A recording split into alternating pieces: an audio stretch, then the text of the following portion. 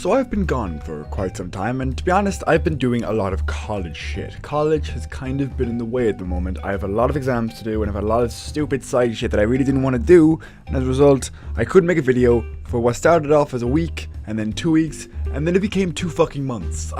It just kind of culminated and became kind of a thing, and then it became really difficult to make a video. But to be honest, I didn't just stop making videos, I stopped playing Overwatch a lot. And I came back to Overwatch recently after the Christmas break came up, and I started playing Overwatch again, and I realized the elephant in the room. Sombra is now here, and the thing is, Sombra was so hyped up for such a long time. Everyone was like, oh my god, Sombra's coming, guys, Sombra's coming, we get a Sombra, we get an anti-tank, we get an anti-Zarya, we're finally getting rid of this stupid fucking meta, and they all get really excited, they're all circle jerking about how great Sombra will be, and then Sombra came out, and she's okay, she's fine, I guess. I mean, a couple months later after Sombra's come out, and I feel like the hype has cooled down an awful lot. People did not hype up Ana a quarter as much, but Ana actually had an effect in the meta.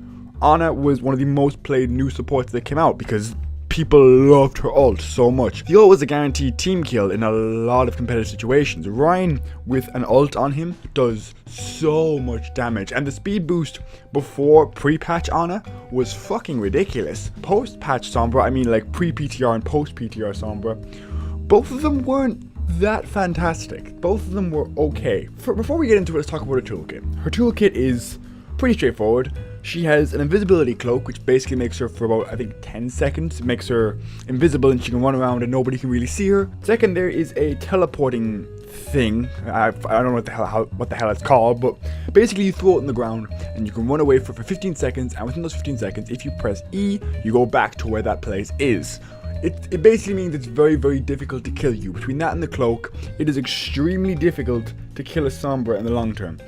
That combined with her new ability, which is a hack, which this is kind of a new concept exclusive to her, which is basically where if you hack somebody, they can't use their abilities and they can't use their ult. So because of that, it makes a lot of characters much shittier. For example, it makes Zarya pretty much terrible because Zarya can't block or shield or really do anything.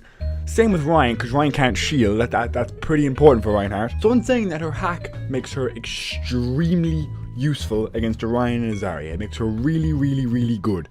And I do agree that when the people were circle jerking in the corner about how great she would be against Zarya and Reinhardt, they weren't exactly wrong, because her ult destroys half of Zarya's health, it destroys her shields, it destroys Reinhardt's shields, place, and it also, biggest of all, considering how popular Lucio is as a support, it also takes away his ult.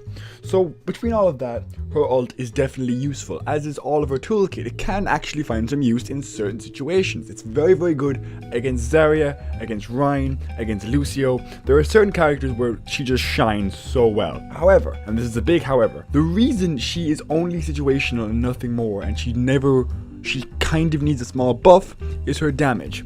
Now, basically getting into it, is 8 damage per bullet and 20 bullets per second, give or take. It's not exactly that, and you have about 60 bullets per clip. There's a couple of problems here. Firstly, 8 damage per bullet is not exactly high enough. I'm not saying that she's not new player friendly and you can't really shoot properly with her.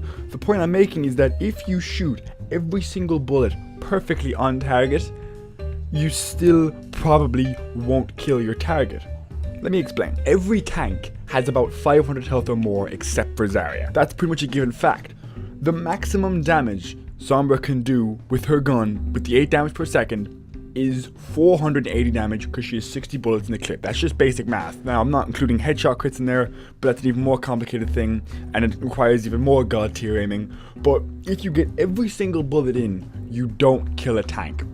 You don't kill any tank. You kill Zarya, but that's assuming you've hacked her, that's assuming you've ulted her or whatever, that's assuming you've gotten rid of her shields, which is very difficult to do for Zarya, even with Sombra. Because hacking requires a small period of time to do, and if the team is around Zarya, they'll just kill you the second you try to hack her. Hacking is a very difficult thing to pull off in a lot of situations, and for that reason, there will be a lot of situations where unless you're amazing at Sombra, Zarya will still have her shields. Now this, in my opinion, is why Sombra hasn't really been played all that much since she's come out into the actual game, mainly because her damage is just not high enough. she doesn't do enough damage if you hit every shot. Now, she can kill DPSs pretty consistently if you can aim with her pretty well. I mean, 200 health is a lot less than 500 health, and it's a lot easier to whittle down somebody with an SMG. But in saying that, there are DPSs that just do so much more damage. Tracer, for example, does so much more damage. Soldier, who was just buffed recently, does a lot more damage. Just a lot more effective pushing against tanks and DPSs alike, and makes it much more difficult to stay alive with the damage he pulls off.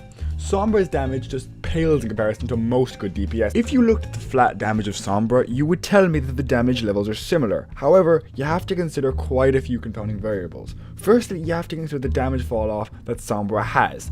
Soldier, for example, has similar DPS if you consider flat DPS, but the huge difference is Soldier's range is much more medium now than it used to be. Sombra's range has to be extremely close range.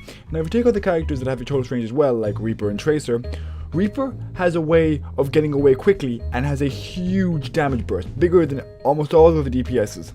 Tracer, her damage is similar to Sombra's, but you have to consider what she can do with that damage. She can dash all over the map, she can reverse back her health, she can do all kinds of work to keep herself in the fight and empty, I'd say 3 or 4 clips into it at the enemy team if she wants to. The difference with Sombra is your sustain comes in not shooting people. Basically, your way of staying alive is running away from the fight, sort of. I mean, when you actually enter the fight and you take too much damage and you have to E back towards your translocator, you are sacrificing damage doing that. The difference between that and Tracer is Tracer continuously damages while she's avoiding other people damaging her and reversing to get back her health. She's still shooting people.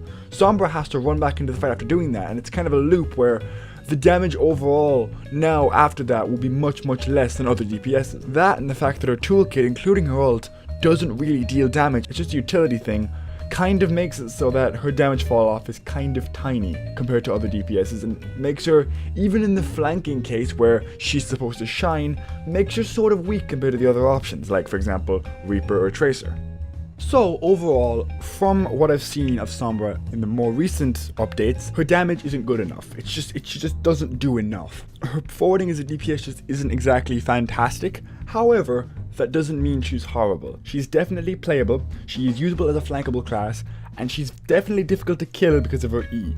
For that reason, she's not the worst character in the game. I wouldn't say, not really by a long shot. She's not even close to the worst character in the game, to be honest. But her damage does really let her down, and if Blizzard want more lower level people to play her, they should probably buff her damage a bit. Because yes, she might get some play in competitive play, firstly because of her utility, and secondly because the massive amount of communication and the god tier tanks that play in competitive makes it so that the damage isn't as necessary as it would be, for example, in ladder. Anyway, tell me what you think about Sombra in the comments. Personally, I think she would be good if you just got a buff to her damage, and maybe a couple of more smaller buffs. Even a buff to her reload speed wouldn't be bad. I'll see you again next time, and have a nice day.